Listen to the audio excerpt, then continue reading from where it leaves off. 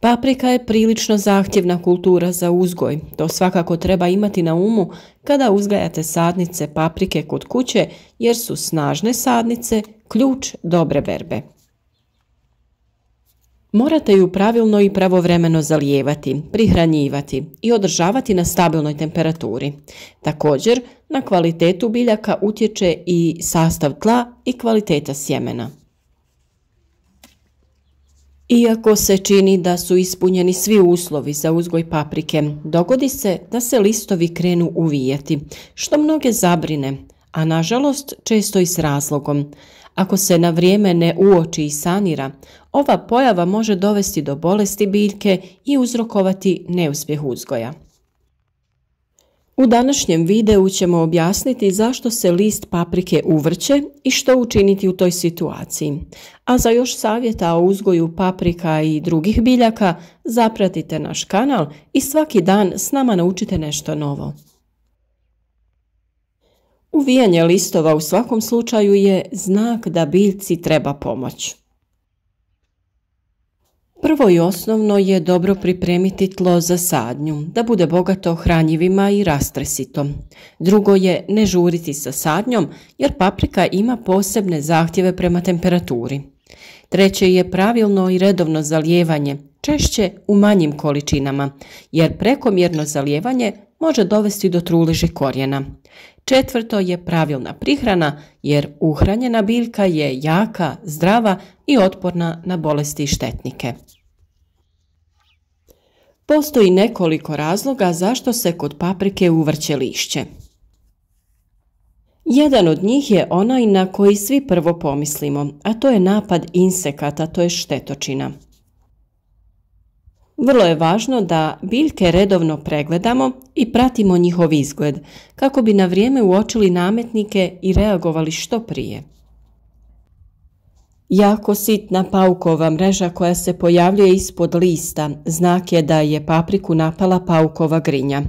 U uvijenim listovima on skriva svoje potomstvo što ometa normalnu fotosintezu i rast paprike. Ličinka paukove grinje hraneći se sokom biljke ju iscrpljuje. Drugi štetnik su lisne uši. One se također naseljavaju na lišću u cijelim kolonijama, može biti žuta, bijela ili zelena. Hrane se sokom lišća, uslijed čega ono slabi i uvija se. Na njima se pojavljuje ljepljivi premaz koji biljne uši izlučuju. Infekcija paprike najčešće nastaje kada presadite sadnice na stalno mjesto. Naime, mravi koji vole sok koji luče biljne uši naseljavaju ih na lišću paprike. Čuvaju ih i redovno obilaze kako bi se hranili. Oni ih prenose sa biljke na biljku i osiguravaju sebi neiscrpan izvor hrane. Paprika može biti osjetljiva i na gljivične i na virusne bolesti, koje se najčešće aktiviraju na povišenoj temperaturi i vlažnosti.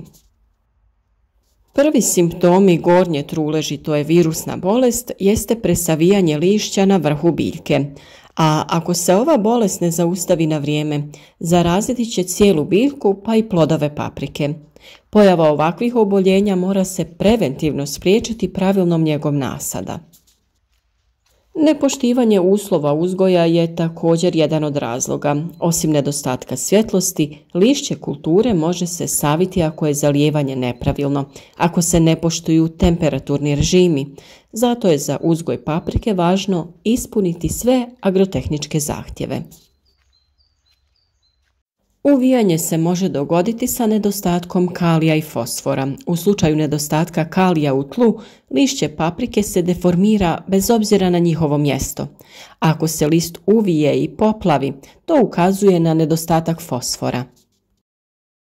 Karakteristično je da se najviše kovrđanja listova javlja na parcelama koje su rasađene u posljednjih 10 dana, što upućuje da je pojava izazvana fiziološkim stresom, koji je u ovoj godini izazvan niskim noćnim temperaturama u kombinaciji sa stresom nastalim zbog promjene mjesta prilikom rasađivanja.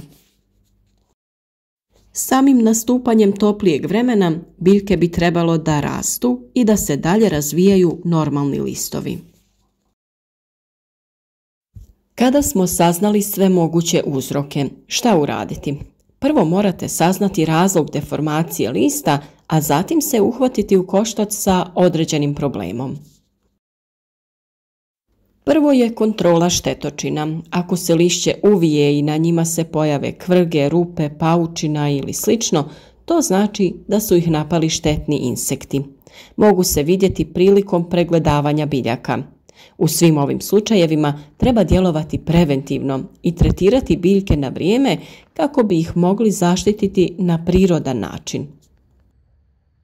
Prevencija razvoja gljivičnog oboljenja i pojave štetnika je također nešto što se mora krenuti nakon same sadnje. Biljke prskajte sa otopinom sode ili rastvorom koprive.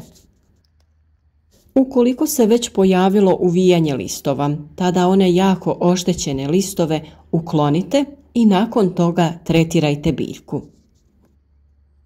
Najjednostavnije sredstvo koje lako sami možete napraviti jeste da 50 grama sode bikarbone rastopite u 10 litara vode. Prskanje takvom otopinom se preporučuje svakih 7 dana, posebno nakon kiše, jer vlaga pogoduje razvoju gljivičnih oboljenja. Spriječiti ćete na taj način razvoj bolesti i pojavu nepozvanih gostiju. Za pripremu sredstva od koprive potrebno nam je 1 kg koprive na koji se dodaje 10 litara vode. Nakon 24 sata žareće tvari koprive se razgrađuju i zbog toga se insekticid koristi nakon 12 do 24 sata od potapanja. Nakon toga ju procijedite i nerazrijeđenu otopinu možete odmah koristiti kao insekticid na vašim biljkama. Ostatak tekućine spremite na tamno i hladno mjesto te koristite redovno, barem jednom sedmično. Presađivanje paprike je prvi stres za biljku, te joj treba neko vrijeme da se oporavi i prilagodi. Oscilacija u temperaturi je ono što u ovo doba godine najviše šteti nasadu paprika.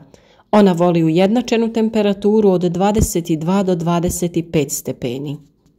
Tako da joj ove hladne noći, a i dani ne idu u prilog. U oba slučaja biljku je potrebno oporaviti sa pravilnom prihranom. U otežanim uslovima biljka najčešće nije u mogućnosti usvajati hranjiva iz tla, pa je potrebna folijarna prihrana, to jest preko lista. Osim preventivne zaštite biljaka od štetnika i bolesti, jačanje biljaka je sljedeće što se mora odraditi. Već smo dosta govorili o tome kako prihraniti biljke na prirodan način. Vrlo dobra prihrana nakon sadnje i tokom cijele vegetacije jeste otopina od kvasca. Rastopite 50 grama kvasca i kaškicu šećera u 1 litri vode te ostavite sat vremena da se aktivira. Nakon toga razrijedite sa 50 litara vode. Tom otopinom zalijevajte biljke barem jednom sedmično. Drugo hranjivo je ono od koprive. 1 kg listova potopi se u 10 litara vode. Ostavi da stoji 15 dana. Potrebno je procijediti i razrijediti u omjeru 1:10. Sa tim rastvorom redovno zalijevajte biljke. Vrlo je važno u ovakvim situacijama biljke prihraniti folijarno kada se ukaže prilika. To znači prskati ih preko lista. Na isti način pripremite koprivu i razrijedite u omjeru 1:50, te prskate vaše biljke. Tako će biljke lakše usvojiti neophodna hranjiva kada korijen nije u mogućnosti da ih usvoji. Postoji i mnoštvo prirodnih proizvoda koji su odlična prihrana i biljke vraćaju u život. Black Up je organski proizvod namijenjen poboljšanju rasta i ishrane biljaka, sadrži visoko učinkovite i asimilirajuće huminske tvari, a dopušten je i za korištenje u ekološkoj poljoprivredi. Jedan od njih je i Sinergon koji mi često koristimo u ovim situacijama kako bi ojačali naše biljke. Namijenjen je folijarnoj primjeni kod biljaka koje su podložne ambijentalnom i fiziološkom stresu. 30 ml sredstva se dodaje na 15 litara vode i sa tom otopinom se folijarno, to jest prskanjem, prihranjuju biljke. Također postoje kristalonska hranjiva u granulama koja možete koristiti. Kod većine je dovoljno oko 25 grama na 10 litara vode. Možete koristiti onaj sa NPK omjerom 20-20-20 koji ima jednak udio dušika, fosfora i kalija. Kao što sam rekla, u ovakvim situacijama najvažnija je folijarna prihrana biljaka jer one preko lista znatno lakše usvajaju potrebne elemente. Kada se stabiliziraju vremenske prilike, sva ova hranjiva možemo koristiti prilikom zalijevanja naših biljaka. Kod uzgoja biljaka pod mulch folijom važno je sa zemljom da zatvorimo otvore na foliji. Kada to ne bi učinili, vrući zrak koji se ispod folije dosta zagrije bi izlazio na te otvore i udarao direktno u listove naših biljaka, a na taj način bi spalio donje listove i oštetio samu stabljiku. O pripravcima od pepela i gaveza kao i koprive i kvasca smo pričali u nekoliko videa, pa kako ne bi previše dužila sa savjetima, među zadnje objavljenim videima na kanalu lako ćete pronaći sve ove recepte. A za sve bitne savjete o uzgoju voća i povrća zapratite naš kanal i kliknite na znak zvonca kako bi redovno dobivali obavijesti o svakom novom korisnom savjetu. Podržite naš rad za lajkom, podijelite video sa prijateljima na društvenim mrežama. A naravno, za sva dodatna pitanja uvijek smo dostupni u komentarima ispod videa.